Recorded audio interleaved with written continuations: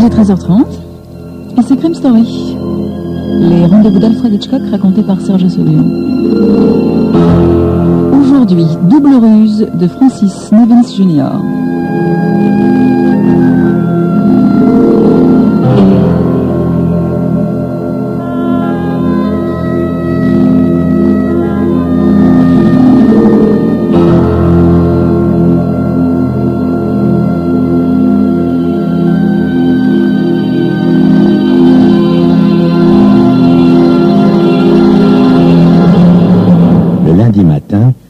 Les femmes de ménage du motel arrivèrent en retard à cause de la tempête de neige qui avait éclaté en fin de semaine.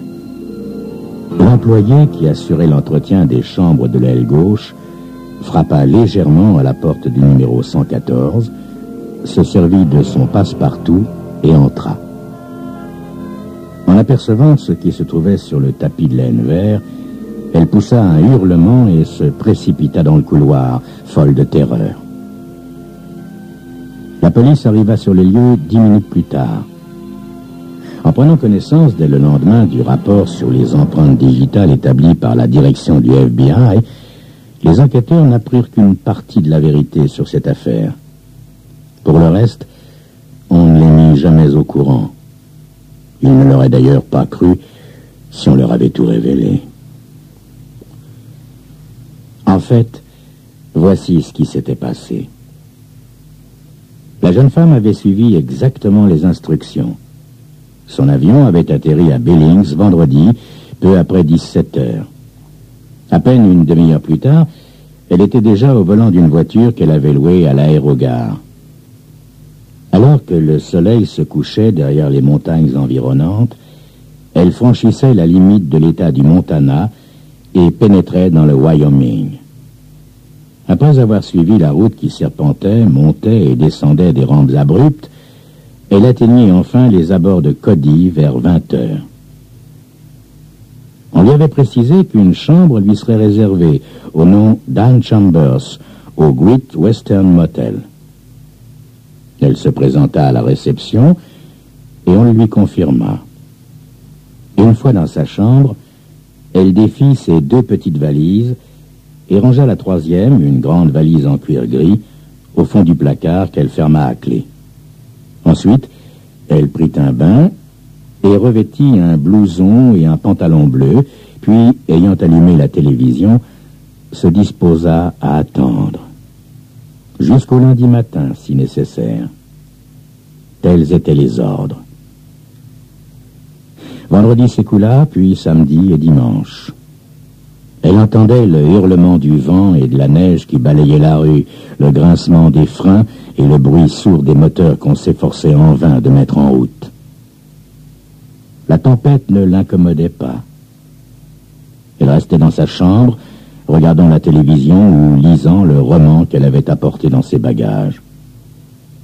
3 fois par jour, elle suivait le couloir jusqu'à la cafétéria où elle se restaurait rapidement. La clientèle se limitait à quelques camionneurs aux allures de cow-boy qui, coiffés de leurs grands feutres Stetson, consommaient en menant grand tapage. Aucun d'entre eux ne pouvait être l'homme qu'elle attendait. Elle se demanda si la tempête l'empêcherait de venir. Dimanche, à 10 heures du soir, elle était assise sur son lit, enveloppée dans des couvertures, et regardait distraitement les informations sur le petit écran. Soudain, 3 faibles coups furent frappés à la porte. Elle se leva d'un bond, arrangea le dessus de lit, puis libéra la chaîne de sûreté et entrebâilla la porte de quelques centimètres en demandant « Oui, qui est-ce » ? « L'homme de software. » Elle répondit conformément aux instructions « Ici, Hardware. » Et elle ouvrit la porte pour laisser entrer l'arrivant. Celui-ci, âgé d'une 40aine d'années, avec un visage aux traits rudes, était bâti en force. Il portait une longue veste de cuir garnie d'un col de fourrure. Quand il enleva son bonnet de laine, elle remarqua qu'il était presque entièrement chauve. Il jeta sa veste sur le lit et regarda attentivement la jeune femme. Vous n'êtes pas Frank Bullish, c'est évident. Alors qui êtes-vous, mademoiselle? Je suis Arlene Carver, une des adjointes de Frank. Si vous lisez ces articles, vous aurez probablement remarqué que mon nom y figure parfois. Frank, effectivement, me charge de certaines enquêtes. Je ne lis jamais ces papiers, mademoiselle. On ne devrait pas permettre aux journalistes d'attaquer des personnages officiels comme le fait Frank Bullish. Prouvez-moi qui vous êtes.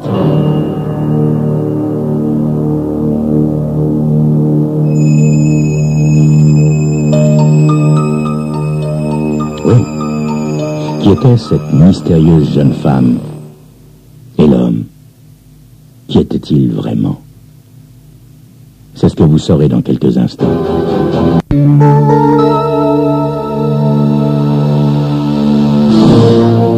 La jeune femme se dirigea à petits pas vers le fond de la pièce où se trouvait une table ronde sur laquelle était posé son sac à main. « Stop! Touchez pas à ça, mademoiselle. Je chercherai moi-même votre carte d'identité. » L'homme traversa la chambre à grandes enjambées, passant devant elle d'un air méfiant, se saisit du sac qu'il ouvrit et, le secouant, fit tomber son contenu sur le lit. La jeune femme eut un petit rire bref. « Il n'y a pas d'arme, mon cher, et l'argent n'est pas là non plus. Me prenez-vous pour une imbécile ?» L'homme fouilla dans le portefeuille et examina plusieurs cartes plastifiées qui s'y trouvaient. « Bon, d'accord, vous vous appelez Arlene Carver et vous habitez dans le Maryland. C'est pas loin de Washington, en effet. Mais qu'est-ce qui me prouve que vous travaillez pour Bullish? » « Et moi, monsieur? Comment puis-je être sûr que vous êtes Paxton? On m'a dit qu'il était grand et maigre avec une abondante chevelure grise. Vous devez mesurer 1,85 m et peser 90 kg environ, mais vous auriez besoin d'une perruque. » « Je ne prétends pas être Paxton, mademoiselle. » Sortant de sa poche revolver un gros portefeuille en cuir, il lui tendit une carte de visite. Ted Goldman, détective privé, Cheyenne. Vendredi, Paxton avait la frousse et il m'a embauché pour venir ici à sa place et remettre l'objet. Il m'a dit que Frank Bullish lui-même ou son second, Marty Lennon, serait là pour le prendre. Avant de répondre, Arlene alluma une cigarette. Frank passe à la télé demain. Quant à Marty, il a une grippe. C'est pour cela que je suis là, monsieur Goldman. Il fixait sur elle un regard froid. Elle avait conscience qu'il se demandait si elle parlait sincèrement ou si elle jouait la comédie. Réfléchissez donc une minute, monsieur Goldman.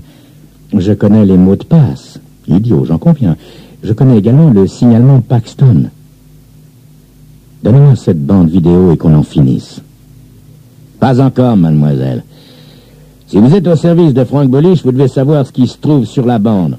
Alors dites-le-moi. C'est tout simple, monsieur Goldman. Frank m'a confié que Paxton lui avait tout raconté au téléphone. Il s'agit d'une vidéocassette provenant d'une caméra dissimulée dans la planque de Vito Carbone, à Miami. On peut y voir le sénateur Vega acceptant un pot de vin de $100 000 et s'engageant, en échange, à soutenir un projet de loi destiné à apporter au Code pénal fédéral certains amendements auxquels la mafia tient beaucoup.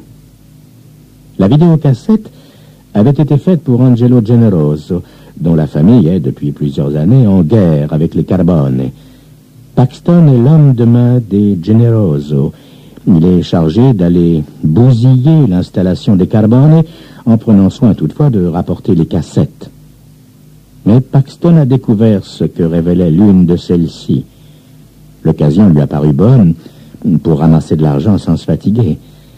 Au lieu de remettre la vidéocassette à son chef, il s'est évanoui dans la nature. Il est venu se planquer ici, dans la région, en attendant que l'affaire se tasse, et puis il a téléphoné à Frank Bullish pour lui proposer la cassette, moyennant $25 000. Ok, mademoiselle. Votre histoire colle avec ce qu'a dit Paxton. Vous avez le fric? Oui. Et vous, monsieur Goldman? Vous avez la cassette? Bougez pas. Je reviens d'ici une minute. Il gagna la porte, qu'il laissa légèrement entrebâillée, et s'engagea dans le couloir. Elle le vit se diriger vers le hall, et arrivé là, s'arrêter devant le distributeur de boissons. De petits bruits se firent entendre.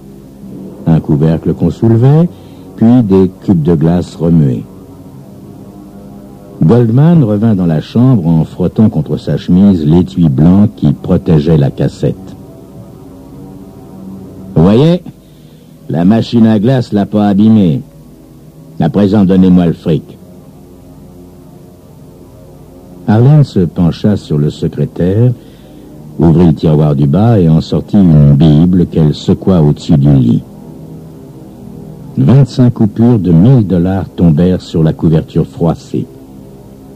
Elle les ramassa, en fit une liasse et la posa sur le lit, puis attendit. L'homme déposa la cassette sur la couverture à côté des billets, puis alla s'asseoir sur le fauteuil, tandis qu'elle accrochait la chaîne de sûreté. Elle tira hors du placard la grande valise de cuir gris, la souleva jusqu'au lit et l'ouvrit. Elle en retira un magnétoscope qu'elle déposa sur le bureau et entreprit de raccorder les fils de l'appareil avec ceux du poste de télévision. Cette opération terminée, elle introduisit la cassette dans le magnétoscope et appuya sur la touche « Start ». La bande se déroula pendant une dizaine de minutes. Sa qualité technique était médiocre, ce qui n'était pas surprenant étant donné qu'elle avait été enregistrée secrètement. On y voyait une conversation paisible entre deux hommes en manches de chemise. Arlène reconnut le plus âgé. C'était Vito, le caïd du clan Carbone. Le plus jeune, grand et mince, ressemblait au sénateur Vega. La caméra dissimulée avait surpris Vito Carbone en train de remettre une enveloppe au sénateur Vega, après avoir vérifié la somme qu'elle contenait. Et puis, on pouvait suivre les instructions précises données au sénateur sur ce qu'on attendait de lui en échange. Arlène pressa sur la touche « Stop » avant la fin de la bande et se retourna. « Tout cela ne me plaît pas du tout, Monsieur Goldman. Il y a quelque chose de théâtral dans cette scène de pot de vin. L'un de ces deux hommes est un comédien, peut-être même les deux. » Il se mordilla nerveusement les lèvres et tourna le dos un instant pour débrancher la télévision. Quand elle se retourna, l'homme braquait vers elle un pistolet de petit calibre. « Vous avez tenté la chance, ma petite dame, mais c'est loupé. Je lis les articles de Frank Bolich tous les jours et j'ai une très bonne mémoire des noms. Il n'a jamais mentionné le vôtre dans ce qu'il écrit. Alors, qui êtes-vous » Elle prit une profonde inspiration pour gagner du temps avant de répondre. J'ai dû me trahir en parlant de la bande magnétique. Mon nom est bien Arlène Carver, mais je ne travaille pas pour Frank Bolich. C'est le sénateur Vega qui m'emploie pour des missions délicates. Des bruits s'étaient répandus au sujet d'un complot destiné à salir la réputation du sénateur au moyen d'une bande truquée. Quand Paxton a proposé la bande à Frank Bolich, un des types de son groupe a révélé la combine. Mon coéquipier a réussi à neutraliser l'émissaire que Bolich avait envoyé pour prendre livraison de la cassette, et c'est moi qui suis venu à sa place. Après tout, que vous importe à vous et à Paxton la personne qui vous paye, n'est-ce pas? C'est une bande bidon, bien sûr, mais les médias pourraient tout de même s'en servir pour démolir le sénateur. C'est pourquoi nous sommes prêts à payer. En effet, mademoiselle Carver, la vidéocassette est fausse. Vous et vos amis, vous imaginez que le sénateur Vega est encore à même de rassembler, comme dans les années 60, une coalition d'hispaniques, de noirs et d'indiens, sans compter les jeunes et les féministes. Et vous seriez tout prêt à jurer que la bande vidéo ne vaut rien pour que votre grand homme réussisse à se faire élire président aux prochaines élections. N'empêche que si la bande voyait le jour, le sénateur Vega serait foutu, et vous le savez. Monsieur Goldman, Il est inutile de parler politique. Empochez votre argent et allez-vous-en. L'homme agita légèrement son arme. Pas encore, mademoiselle Carver, pas encore. Voyez-vous, je ne sais toujours pas qui vous êtes, mais je sais sûrement qui vous n'êtes pas. Vous ne travaillez pas pour le sénateur Vega. Moi, si. Atterrée, la jeune femme rougit violemment et sursauta comme si on l'avait frappée. Paxton n'a pas téléphoné qu'à Frank Bullish au sujet de la cassette, mademoiselle. Il l'a aussi proposé au sénateur Vega, et pour le même prix. Et le sénateur m'a chargé d'obtenir de Paxton la bande magnétique. Pour ça, j'ai pas eu besoin de fric. Mes muscles ont suffi. Ensuite, j'ai décidé d'aller au rendez-vous convenu entre Paxton et Frank Bullish, dans l'espoir d'y apprendre ce que Bullish avait l'intention d'écrire sur le sénateur Vega. En fait, vous n'êtes ni du côté de Frank Bullish, ni du côté du sénateur Vega. Alors avant que je me mette en colère et que j'emploie les grands moyens, vous allez me dire qui vous êtes, mademoiselle, et quel jeu vous jouez. Il se rapprocha d'elle lentement, les doigts crispés sur son revolver. Rendez-moi votre arme, monsieur Goldman, sinon vous risquez de gros ennuis. Elle glissa d'un geste délicat la main sous sa blouse et en sortit un porte-carte en cuir qu'elle ouvrit. Et elle étendit le bras pour lui mettre sous les yeux la plaque qui l'identifiait. Nom d'un chien, mademoiselle.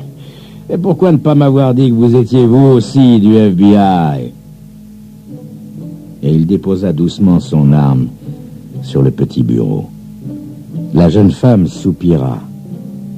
Vous ne portez pas un dossard affichant l'organisation qui vous emploie, monsieur Goldman?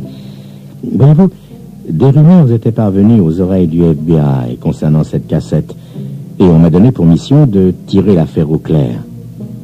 Quand Paxton a fait sa proposition à Frank Bullish, une femme travaillant pour lui en a touché un mot au bureau. Je vous ai dit la vérité en vous expliquant que mon coéquipier avait intercepté le messager de Frank Bullish et que je m'étais substitué à lui. Il s'en est fallu d'un rien que je vous mette en état d'arrestation. Si la bande s'avère authentique, le sénateur Vega sera inculpé pour s'être laissé corrompre. Si au contraire elle est fausse, certains caïds de la pègre se verront poursuivis pour chantage et extorsion de fonds. Je ne crois pas que vous ayez enfreint la loi en arrachant la cassette des mains de Paxton, mais si vous le permettez, je vais la garder avec moi. J'en suis pas si sûr, cher ami. Il prit en main la grande plaque de métal qui bouclait son ceinturon de cow-boy. La plaque était creuse. Il en retira à son tour un porte-carte qu'il lui tendit d'un geste désinvolte. J'ai rien vu d'aussi marrant depuis 15 ans que je suis au FBI. 2 agents jouant au chat et à la souris comme nous le faisons. Oui, mademoiselle Carver, je m'occupe moi aussi de cette affaire.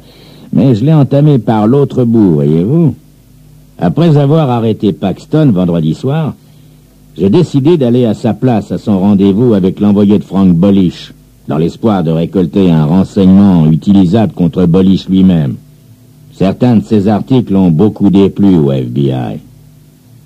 C'est du beau travail, monsieur Goldman. Vous m'avez roulé du début à la fin. Je ne me serais jamais douté que vous étiez de la maison. Elle s'avança vers lui avec une lenteur presque provocante, jusqu'à 2 pas du petit bureau sur lequel il avait déposé son revolver. Bondissant soudain, elle se saisit de l'arme à la seconde même où l'homme se ruait sur elle, un long couteau à la main. Le lendemain, en fin de matinée, quand la femme de ménage entra dans la chambre 114, elle découvrit les 2 corps enlacés. L'homme, abattu d'un coup de feu tiré à bout portant, et la femme, morte d'un coup de couteau en plein cœur. La police reconstitua aisément le drame, sans pouvoir toutefois déterminer le motif de ce double meurtre. Elle fut également incapable d'expliquer pourquoi on avait trouvé dans la chambre des cartes d'identité de toutes sortes, qui se révélèrent d'ailleurs être des faux. Le rapport du FBI sur les empreintes digitales permit de lever un coin du voile. L'homme fut identifié comme étant un tueur opérant pour le compte de la famille Carbone, voué au crime organisé. La femme, elle, était à la solde du clan Generoso, coutumier des plus violentes actions directes. Une fois de plus, la mafia avait frappé. Mais cette fois, on ne plaindrait pas les victimes. La violence attire toujours la violence, et qui a versé le sang périt par le sang.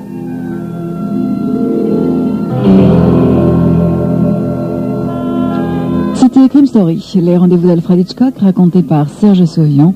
Aujourd'hui, Double ruse de Francis Nellins Jr.